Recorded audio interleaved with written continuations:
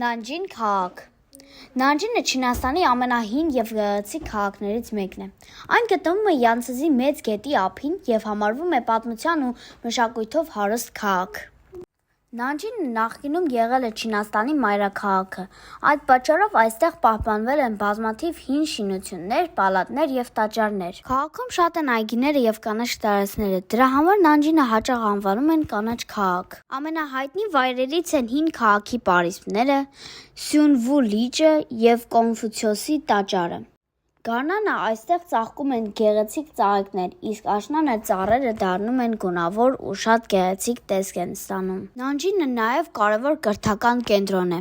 Այստեղ կան բազմաթիվ համալսարաններ և գրադարաններ։ Քաղաքի բնակիչները սիրով պահպանում են իրենց ավանդույթները։ Բայց ցավոք սրտի Նանջինի պատմությունը միայն գեղեցիկի մասին չէ։ 1937 թվականին տեղի ունեցավ Նանջինի կոտորածը, որը համարվում է Չինաստանի պատմության ամենացավալի էջերից մեկը։ Այդ տարիներին հազարավոր անմեղ մարդիկ զոհվեցին պատերազմի ժամանակ։ Նանջինի ճակատագիրը շատ դժվար է եղել, և այդ պատմությունը մինչ այսօր ցավով է հիշվում։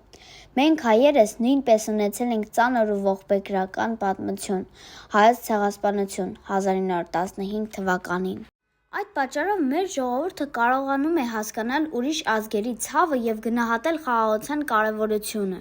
Նանջինի պատմությունը մեզ հիշեցնում է, որ պատերազմն ու բռնությունները մեծ ցավ են պատճառում մարդկանց, իսկ խաղաղությունն ու մարդկային բարությունը ամենակարևոր արժեքներն են։ Ինձ համար Նանջինը հետաքրքիր քաղաք է, որովհետև այստեղ կարելի է տեսնել ոչ միայն գեղեցիկ բնություն և հին մշակույթ, այլ նաև ուժեղ մարդկանց պատմություն, ովքեր կարողացել են հաղթահարել դժվարություններ և պահպանել իրենց քաղաքը։